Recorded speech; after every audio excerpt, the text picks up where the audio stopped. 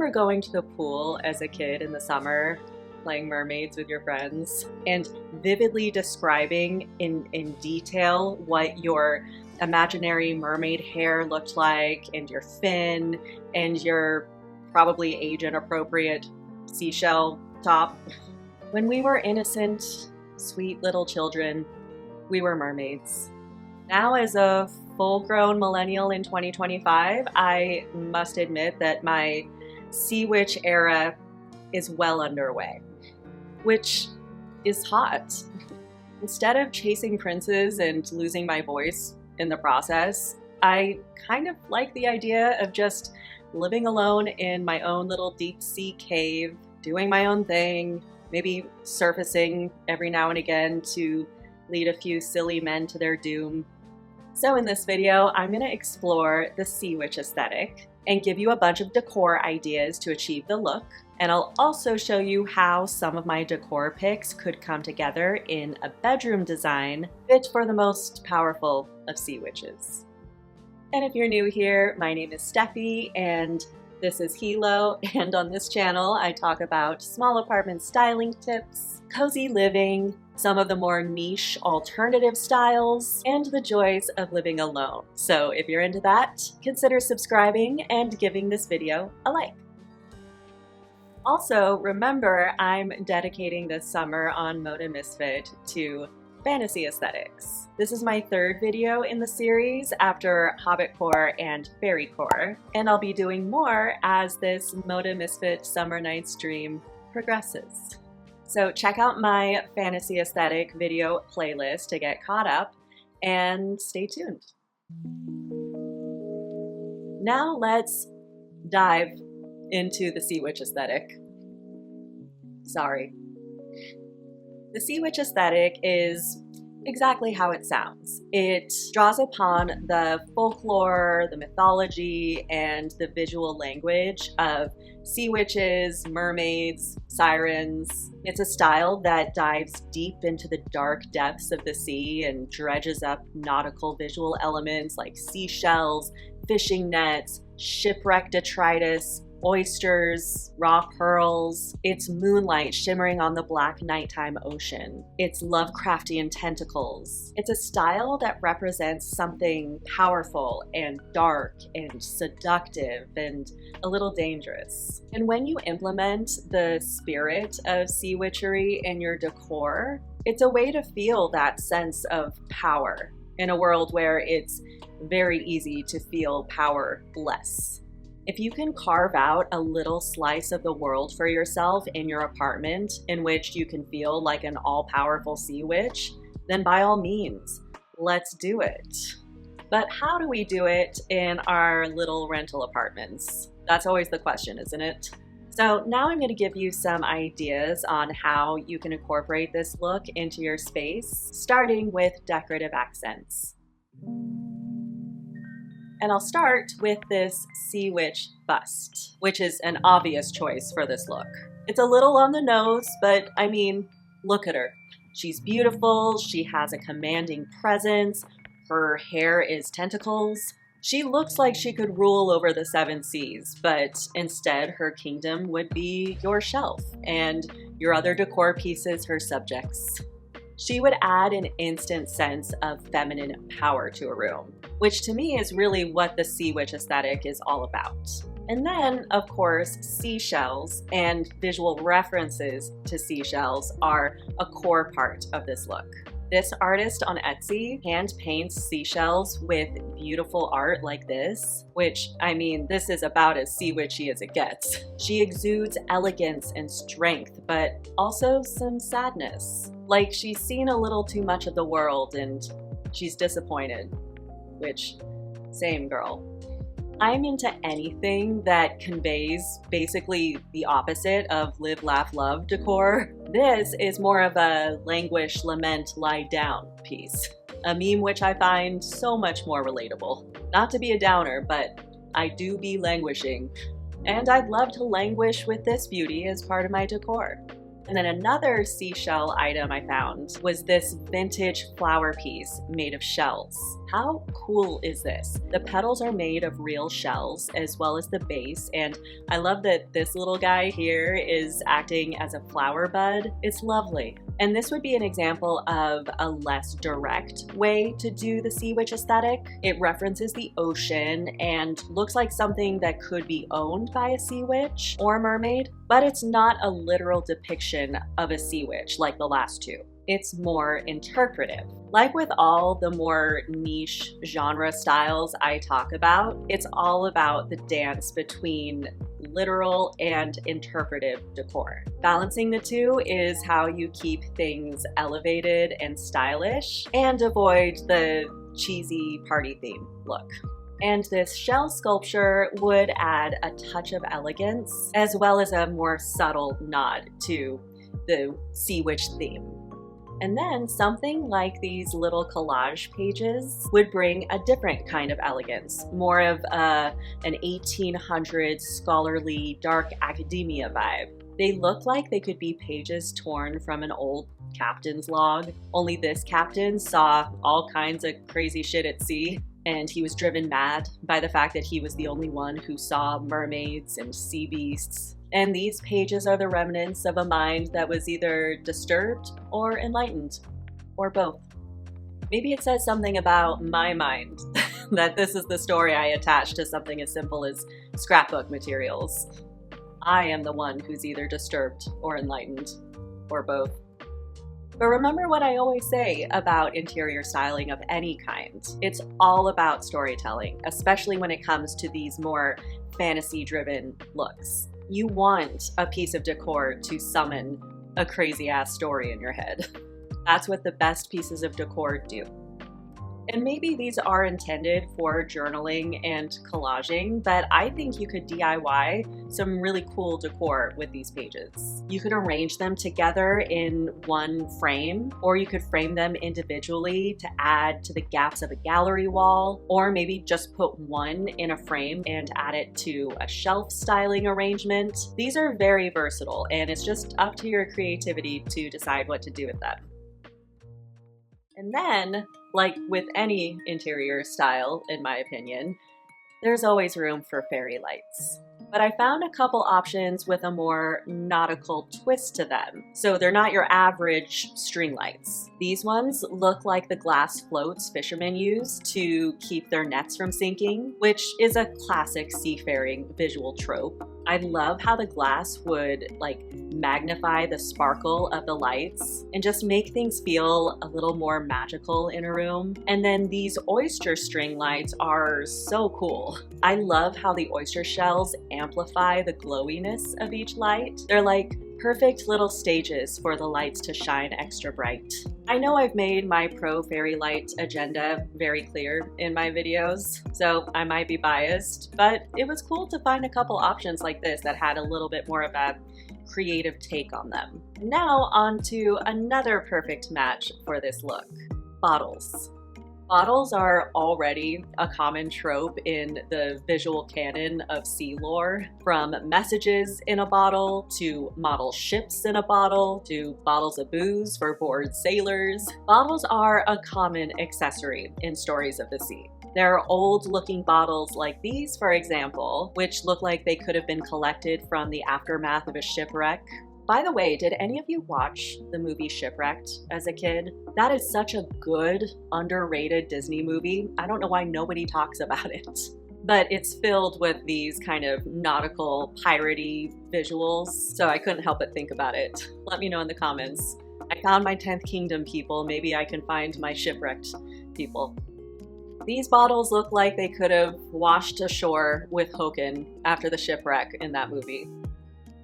And then on the other hand, you could do a more whimsical option like this bottle. This looks more like an enchanted potion bottle fit for a sea witch. It has a mystical look that gives me the vibe that if you drink from it, you'd acquire the powers of the moon and be able to control the tides. A very sea witchy thing to do. Bottles of all kinds are great for this look. And the more the merrier if you want to create an oceany magical look in your space. And then finally, for decorative accents, I found a couple throw pillows that would be great for the sea witch aesthetic. I almost feel like a seashell shaped pillow like this is obligatory for this style, you know? It's just a no-brainer, and it would make a nice centerpiece for the pillow styling on a bed. It would also add a touch of almost Art Deco glamour, so it doesn't have to just be a sea reference. And then these octopus pillows would also be a cool addition. They do almost veer into cheesy territory because yes, they are quite on the nose, but at the same time, I like the iridescent look of the octopi, and they would bring a nice pop of turquoise to a room. I think they could look awesome if they're surrounded by good styling choices, which you'll see an example of later in this video when I show you the bedroom design I created for this look. Now let's move on to some lighting options, which is really fun for something like the Sea Witch aesthetic because ironically, with a lot of these dark decor styles, light actually plays a very key role. Like, just because it's a dark style doesn't mean that lighting isn't important. In fact, it's even more important because lighting is what creates mood. So get your hand off that light switch. Do not turn on that big light. Let's get into some cool sea witchy lighting options. And this moonlight, in my opinion, is perfect for this style. I am a sucker for moon imagery in general, but it's actually a very good fit for a style that is so intertwined with the ocean, you know, with the moon's connection to the tides. It would bring such a vibey, otherworldly atmosphere to a room. And I don't know about you, but it makes me think of these lyrics from Moonlight Drive by The Doors. It goes, "Let's swim to the moon, let's climb through the tide, penetrate the evening that the city sleeps to hide." It just takes me to that poetic headspace, you know? And that's always a good sign. If a piece of decor puts poetry or rock and roll of any kind in my head, then I'm gonna like it. And then you could also incorporate something like these shell sconces, which would bring a little touch of aquatic glamour to a sea witchery room with this almost liquidy looking glass. So stunning. And to my fellow Legend of Zelda fans out there, doesn't this look like the kind of lighting you find in Zora's Domain? I mean, surely I'm not the only one who sees that. Zora's Domain is peak sea witch / mermaid aesthetic, by the way, and I'd be lying if I said I wasn't consciously inspired by the Zora culture while shopping for this video. But Legend of Zelda geekery aside, this would be such a pretty addition to not only a sea witch aesthetic room, but really any style of room. And then another piece of lighting that would be so perfect for this look and would also make a big visual statement is this chandelier made of shells. In case this hasn't been made clear, you can really go all out with seashells when it comes to the sea witch aesthetic.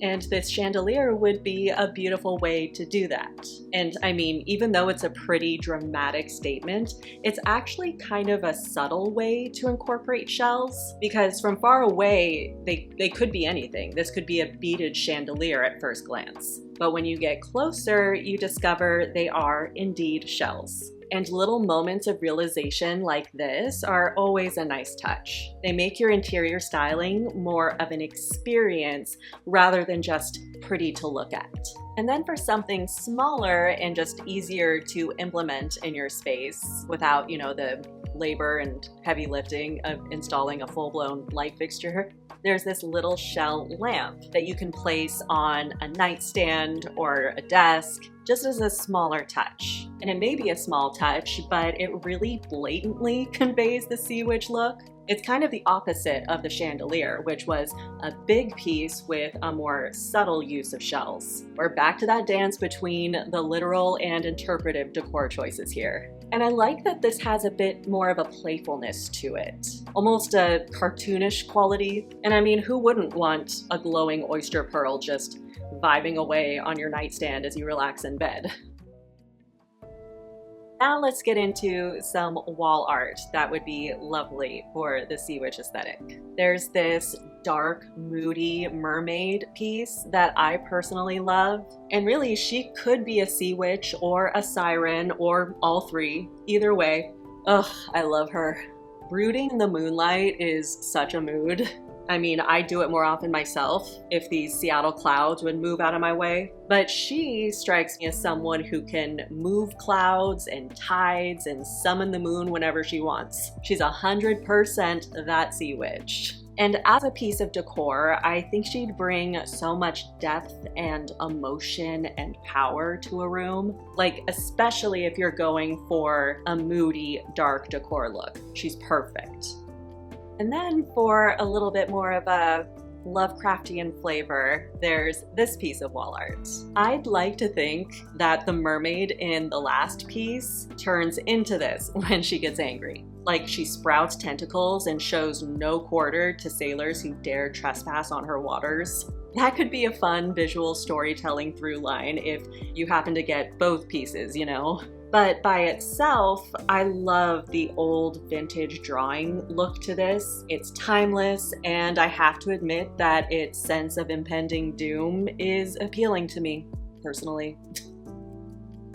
Another good option for wall art, especially if you're interested in doing a gallery wall for the sea witch aesthetic, would be this set from Etsy. Now, generally, I think a gallery wall and any individual piece of art should be collected over time, ideally, but sets like these can be a nice, budget-friendly way to jumpstart your wall art situation, especially in an apartment where you might be there for just a year or so, and who knows what your wall space will look like in your next rental. Something like this is just nice and accessible for us apartment dwellers who don't really have the luxury of permanence that owning a home offers. And these really are perfect for the sea witch style. It'd be fun to try different variations and experiment, while cohesiveness is guaranteed. It's like a cohesive gallery wall in a box, while staying on theme.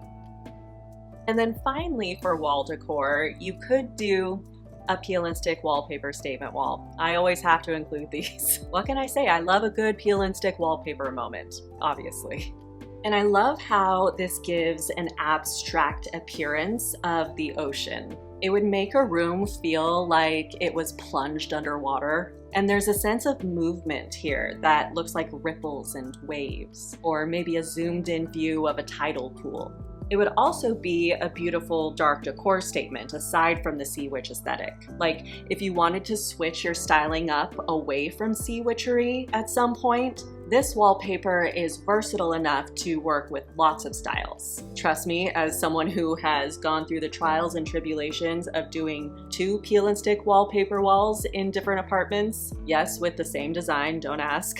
You don't want to have to do it more than you have to. It's a lot of work, but it's worth it for the right design. And whether it's for the sea witch look or for a broader dark decor look, this wallpaper would be such a cool, dramatic moment for any space.